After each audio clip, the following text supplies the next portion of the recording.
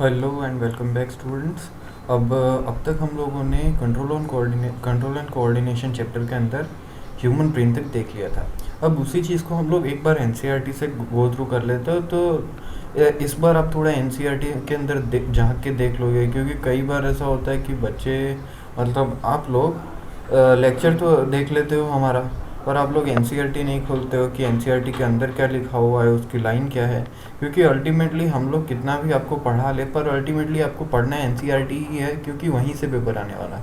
और एनसीईआरटी कितना भी सही या गलत हो, मार्क्स आपको वहीं से मिलेंगे। एनसीईआरटी ने गलत छापा है, फिर भी आपने वो लिखा है गलत, तो भी आपको मार्क्स मिल जाएंगे। तो इसी चीज़ को ध्यान में रखते हुए इस लेक्चर के अंदर हम लोगों ने जो फर्स्ट लेक्चर किया था न्यूरॉन्स और रिफ्लेक्स एक्शन, रिफ्लेक्स आर्क के बारे में, उसी चीज़ को हम लोग एनसीईआरटी से एक बार गो थ्रू करेंगे।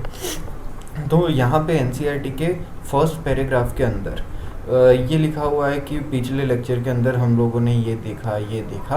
अब उसी चीज़ को एसोसिएट करते हुए ऐसा बताया गया है कि जैसे डाइजेशन होता है, तो डाइजेशन कैसे कंट्रोल किया जाता है, और फिर सारे फूड जो बड़े बड़े पार्टिकल्स होते हैं वो कैसे डिवाइड किए जाते हैं, उसका कंट्रोल कैसे कहाँ होता है, और उसको मैनेज कौन करता है पूरा प्रॉपरली। जैसे हम लोग कुछ बात करते हैं, हम लोग चल फिर रहे हैं, तो वो सब मैनेजमेंट कैसे होता है, कहाँ से होता है, ये पहले 3 पैराग्राफ में बताया हुआ है। मतलब बेसिकली पहले 3 पैराग्राफ में इंट्रोडक्टरी पोर्शन दिया हुआ है कि ये चैप्टर के अंदर आप क्या सीखने वाले हो और हम लोग क्या बात करने वाले हैं इस चैप्टर के अंदर। तो इतनी चीज़ें पहले पेज के अंदर बताई हुई है। फिर आता है 7.1 जो है एनिमल नर्वस सिस्टम, एनिमल्स का नर्वस सिस्टम। अब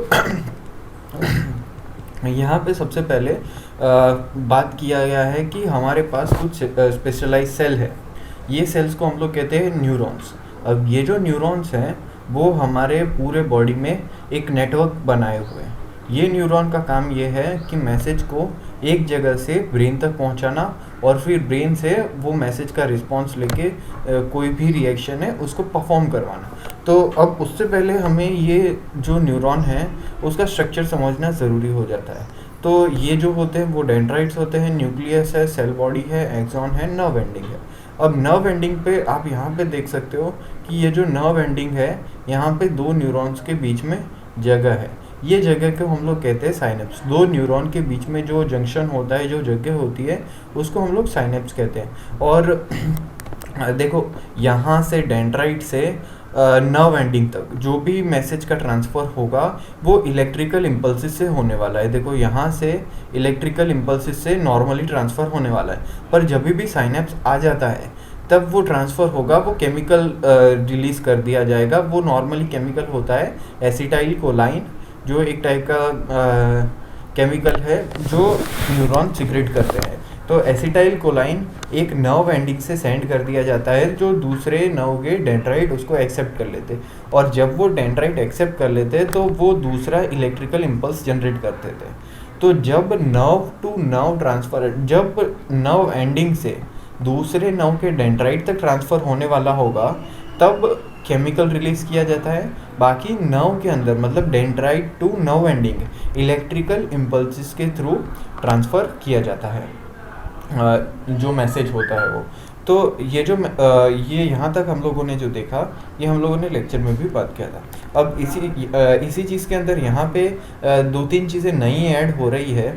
वो ये है कि यहाँ पे है gustatory receptor will detect taste and olfactory receptor will detect smell. तो जो गस्टेटरी रिसेप्टर है जो हमारे टंग के अंदर प्रेजेंट होते हैं, वो टेस्ट को डिटेक्ट करने का काम करते हैं, और ऑल्फैक्टरी रिसेप्टर स्मेल को डिटेक्ट करने का काम करते हैं। ये एक मार्क्स में प्रीवियस ईयर के क्वेश्चन पेपर में आपको देखने को मिल जाएगा कि गस्टेटरी रिसेप्टर का क्या काम है, या फिर घुमा के पूछ लेते हैं कि टेस्ट को डिटेक्ट करने वाले रिसेप्टर कौन से हैं। तो अब उसी चीज़ को हम लोग आगे ले जाते हैं कि धीरे धीरे यहाँ पे हम लोगों ने साइनेप्स का बात किया है, फिर हम लोगों ने इलेक्ट्रिकल इम्पल्स का बात किया है। तो यहाँ तक हम लोगों ने एनसीईआरटी कवर कर लिया। अब ये जो यहाँ पे है ये एक्टिविटी दिया हुआ है, तो उसके बारे में तो हम अभी बात नहीं करेंगे। पर अब इसके बाद आ जाता है रिफ्लेक्स एक्शन।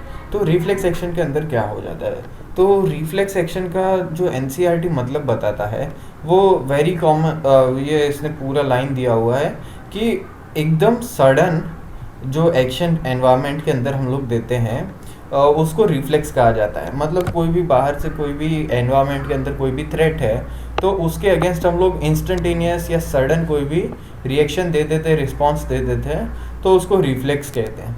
अब ये रिफ्लेक्स क्या है, तो यहाँ पे एनसीईआरटी ने सेकंड पैराग्राफ के अंदर एग्जांपल से समझाया हुआ है कि अगर हम लोग एक गरम फ्लेम को छूने जाते हैं तो हम लोग फटाक से वहाँ से हाथ टच करके टच भी नहीं हुआ होता वापस ले लेते हैं।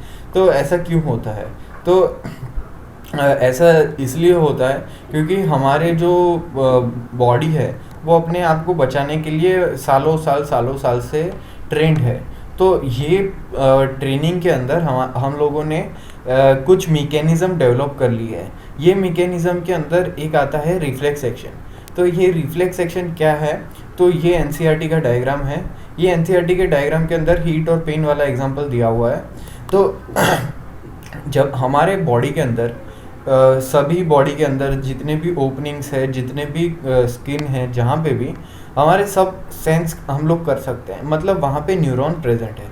तो जब भी हमें कोई भी थ्रेट फीलिंग आती है कि हमारे ये बॉडी पार्ट को थ्रेट हो सकता है, डेंजर हो सकता है, या इसके आजू बाजू में कोई गर्म जगह है या पिन है या और कुछ है, तो हम लोग क्या करते हैं, वो मैसेज जो होता है, वो मैसेज जो स्किन के पास ना होते हैं, वो सेंसरी न्यूरॉन से स्पाइनल कॉर्ड में लेके जाते हैं।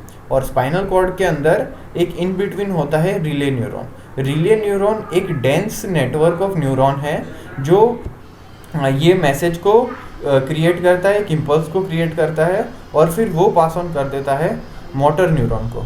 तो वो मोटर न्यूरॉन अब मैसेज लेके जाएगा मसल के पास और मसल को एक स्पेसिफिक रिएक्शन देगा कि आपको पीछे अपना हाथ ले लेना है, आपको अपने बाइसेप कॉन्ट्रैक्ट करने हैं तो हाथ आपके पास आ जाए। तो ये सारे रिएक्शन से अपना बॉडी अपने आप को बचा लेता है और फिर बाद में ये मैसेज पहुंचा दिया जाता है ब्रेन को। अब ये जो प्रोसेस है, ये प्रोसेस एकदम इमीडिएट होता है, इंस्टेंट होता है, सडन होता है। तो ये प्रोसेस के अंदर टाइम बचाने के लिए स्पाइनल कॉर्ड डिसीजन देता है, ना कि ब्रेन डिसीजन देता है। यूजुअली ब्रेन नॉर्मल जो सारी चीज़ें होती है, जैसे थिंकिंग है, बोलना है, चलना है, खाना है, पीना है, उसमें majority of the portion brain करता है, बहुत कम पोर्शन स्पाइनल कॉर्ड का बहुत ही कम रोल होता है, पर स्पाइनल कॉर्ड का रोल होता है, पर मेजर नहीं होता है। पर ये जो है रिफ्लेक्स एक्शन, इसके अंदर स्पाइनल कॉर्ड का एक बहुत ही मेजर रोल होता है और ब्रेन को मैसेज बाद में पहुंचा दिया जाता है कि ऐसा कुछ हुआ। अब ये जो सारी चीज़ें हैं वो रिसर्च के थ्रू पता लगाई हुई है, हमें कॉन्शियसली पता नहीं लगता है कि हम लोगों ने ये मैसेज पहुंचा है नहीं पहुंचा है। ये सिर्फ हम लोग समझने के लिए करते हैं रिफ्लेक्स एक्शन और नॉर्मल एक्शन में डिफरेंस क्या है। अब इसके अलावा दूसरा टर्म यहाँ पे दिया हुआ है, वो है रिफ्लेक्स आर्क। रिफ्लेक्स आर्क यहाँ पे दिया हुआ है, रिफ्लेक्स आर्क। अब रिफ्लेक्स आर्क मतलब क्या होता है, तो रिफ्लेक्स आर्क मतलब जो भी नर्व इम्पल्स ट्रैवल करेगा, मतलब यहाँ से सेंसरी न्यूरॉन ने नर्व इम्पल्स जनरेट किया, तो नर्व इम्पल्स यहाँ से ट्रैवल करते हुए यहाँ स्पाइनल कॉर्ड में, स्पाइनल कॉर्ड से वही nerve impulse relay neuron to motor neuron. तो वो जो पूरा नर्व इम्पल्स ट्रांसफ़र हो रहा है, वो जो नर्व इम्पल्स का पूरा पाथवे है, उसको हम लोग रिफ्लेक्स आर्क कहते हैं। तो रिफ्लेक्स एक्शन जो एक्शन हम लोग लेते हैं वो है, और रिफ्लेक्स आर्क मतलब जो नर्व इम्पल्स ने पूरा पाथवे ट्रैवल किया, उसको हम लोग रिफ्लेक्स आर्क कहते हैं।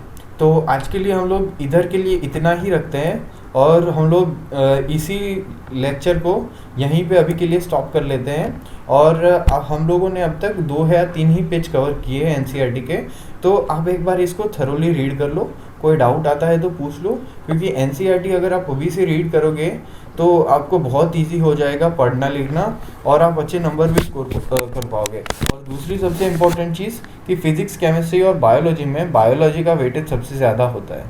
तो ये चीज़ को ध्यान में रखते हुए आप इसको थोड़ा प्रायोरिटी पे पढ़ो और क्वेश्चन यहीं पे आएगा, रिफ्लेक्स एक्शन, रिफ्लेक्स आर्क क्या होता है। और आपका होमवर्क ये है कि ये जो डायग्राम है, ये डायग्राम इसको आपको सिंपल वे में ड्रॉ करना है।